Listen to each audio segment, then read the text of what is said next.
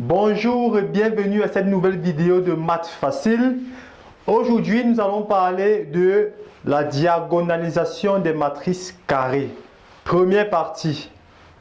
Alors, une matrice A est dite diagonalisable s'il existe une matrice inversible P et une matrice diagonale D satisfaisant A égale P fois D fois P moins 1.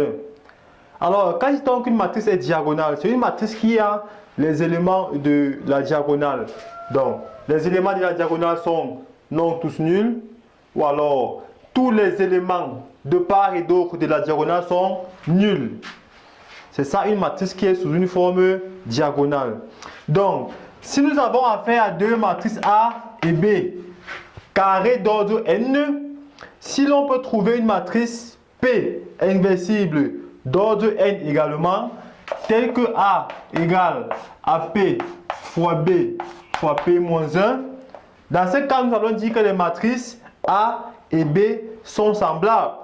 Donc, si nous voulons réveiller la notion de diagonalisation, il faut seulement dire qu'une matrice sera donc une matrice qui est diagonalisable est simplement une matrice qui est semblable à une matrice diagonale.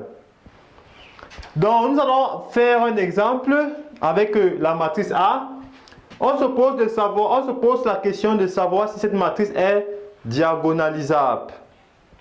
Pour ce faire, nous allons commencer par calculer le polynôme caractéristique.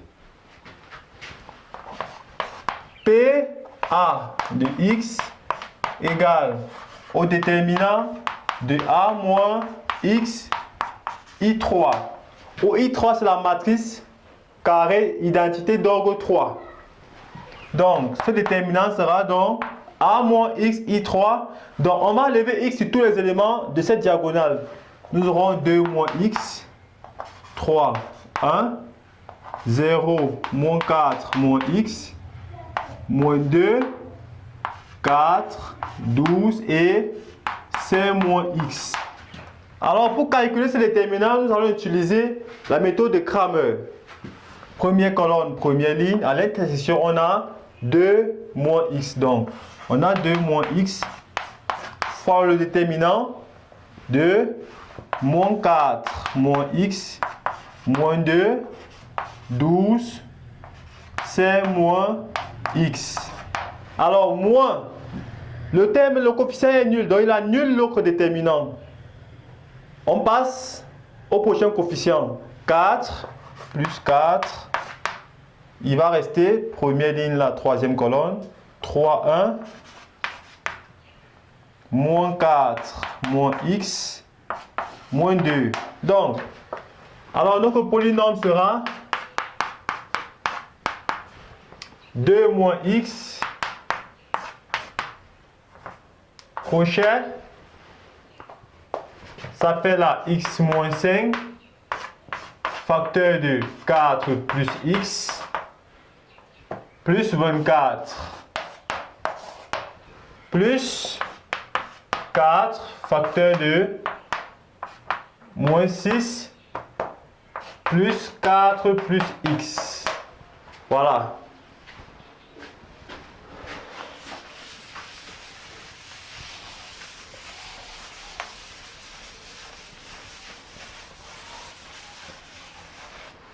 Donc, finalement, on trouve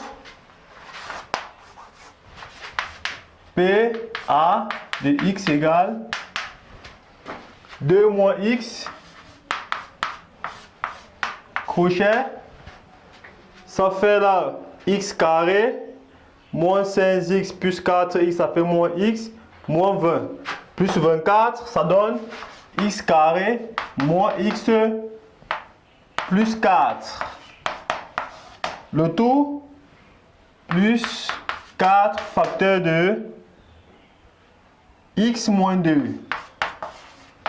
Alors, on va mettre 2 moins x en facteur.